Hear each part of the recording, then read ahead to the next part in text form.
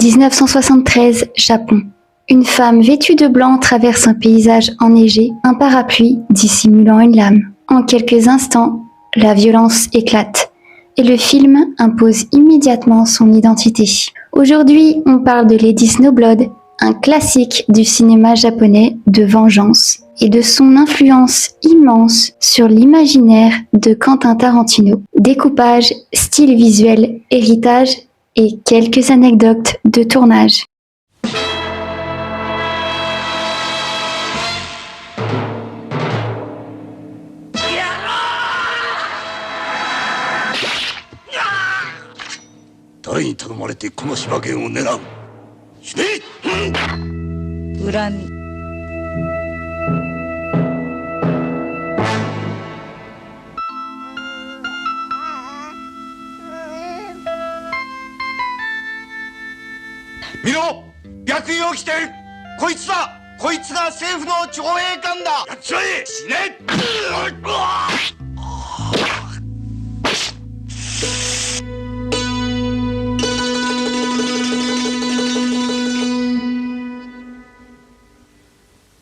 北な白駅待ってたよ。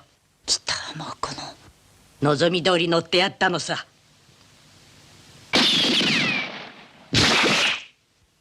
死んでいた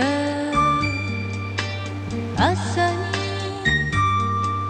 弔いの雪が降るはぐれ犬の遠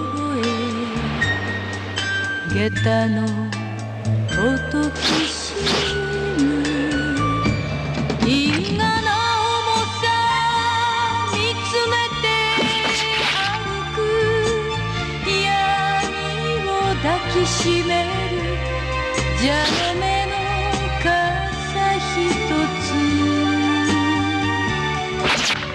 命の道を行く女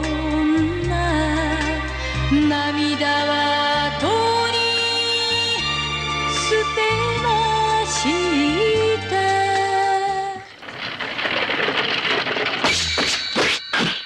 義四郎は生きている。先のうちに待ってくれ。逃がしはしない。義四郎は必ず俺が。聞いてくれ。もう一つあんたに言っておかなくはならんことがある。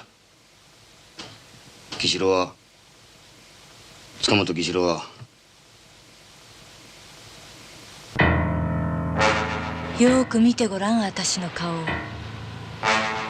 お前たちがなぶり者にしたその女にどこか似ていると思わないか。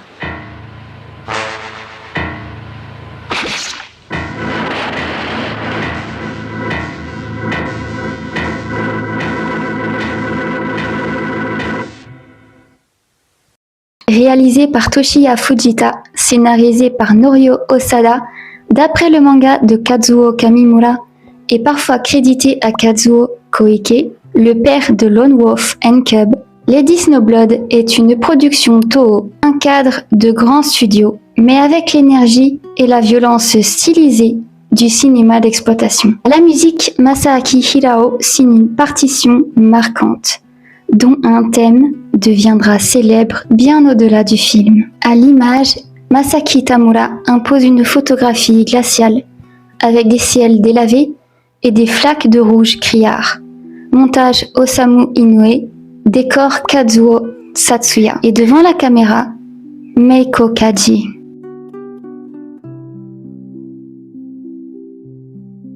Meiko Kaji, déjà connue pour ses rôles dans le cinéma de prison et d'exploitation, incarne Yuki Kashima, dite Shurayuki Hime, la princesse du sang sur la neige. Autour d'elle, Toshio Kurosawa dans le rôle de Ryurei Ashio, Masaaki Daimon en Go Kashima, Miyoko Akaza en Sayo Kashima, Takeo Chi dans le rôle de Tokuichi Shokei, Noboru Nakaya en Banzo Takemura, Akemi Negishi en Tajire no Okiku, Sanae Nakahara en Okono Kitahama, Kosei Komatsu dans le rôle de Genzo Shibayama, Eiji Okada en Gishiro Tsukamoto et Ko Nishimura en prêtre d'Okai, figure de faux sage malfaisant. Un casting de second rôle impressionnant et très solide, typique du cinéma japonais des années 70.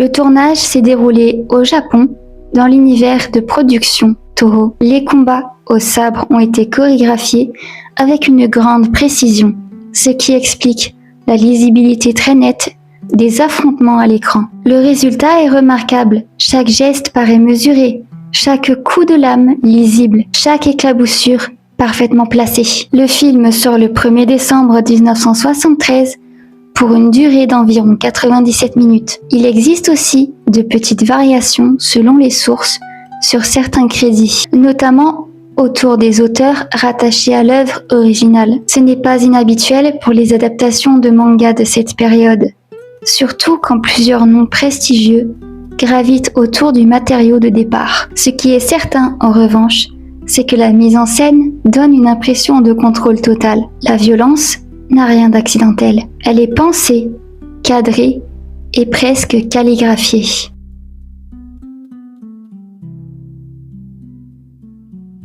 Lady Snowblood raconte la naissance d'une vengeance. Yuki a été conçue en prison par sa mère uniquement pour venger son père et son frère assassinés par un gang.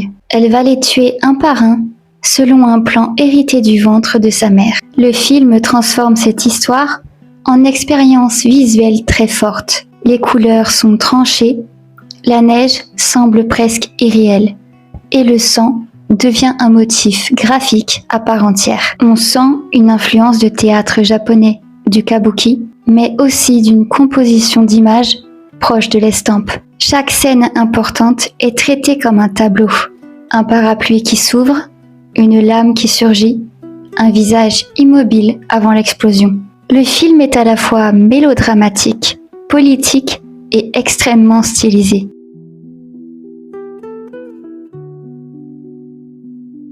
S'il y a bien un film que l'on associe immédiatement à Kill Bill, c'est bien Lady Snowblood.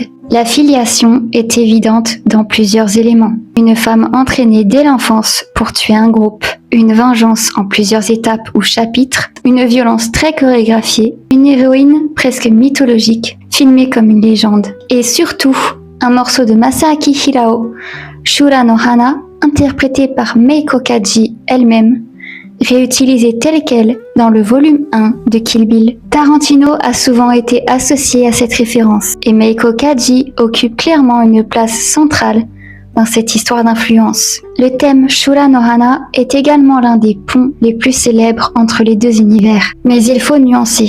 Tarantino ne copie pas Lady Snowblood. Il en reprend l'énergie, certaines idées visuelles et un imaginaire de la vengeance. Puis il les mélange avec le western, le kung-fu, l'anime et le cinéma du genre américain. Là où Lady Snowblood reste austère, tragique et très directe, Kill Bill devient plus ludique, plus éclaté et plus citationnel. Chez Fujita, la vengeance ressemble à une condamnation. Chez Tarantino, elle devient aussi un terrain de jeu cinéphile. C'est une filiation assumée, pas une copie.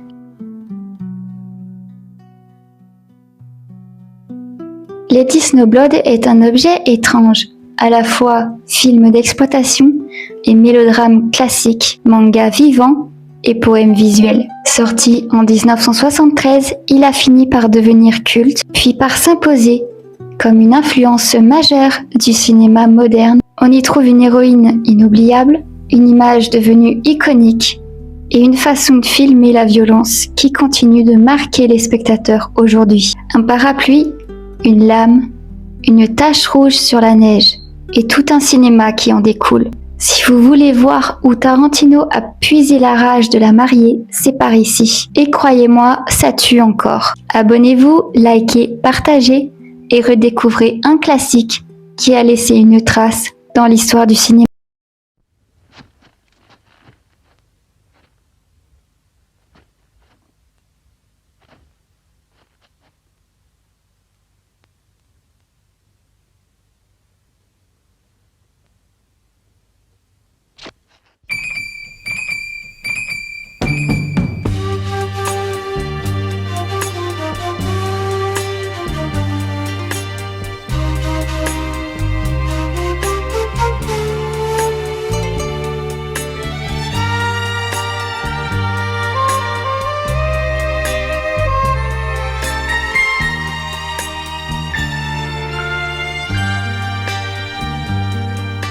死んでいた朝に弔いの雪が降るはぐれ犬の遠吠え下駄の音きしむ因果な重さ見つめて歩く闇を抱きしめる蛇の目の傘ひとつ命の道を行く女涙はとに捨てました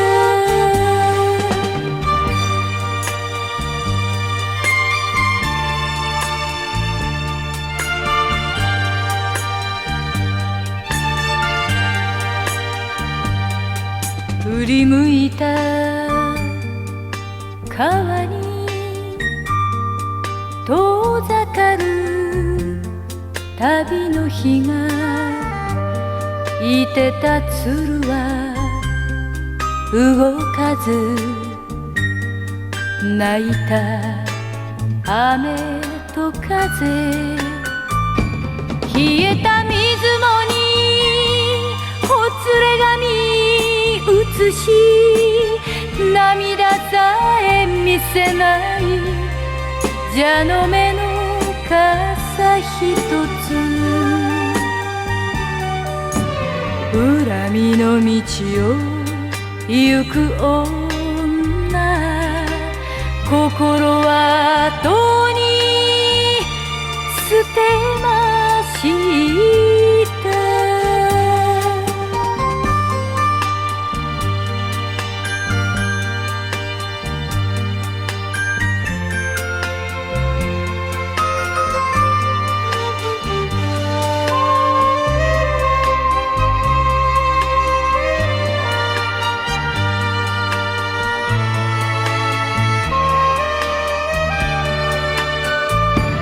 義理も情けも涙も夢も昨日も明日も縁のない言葉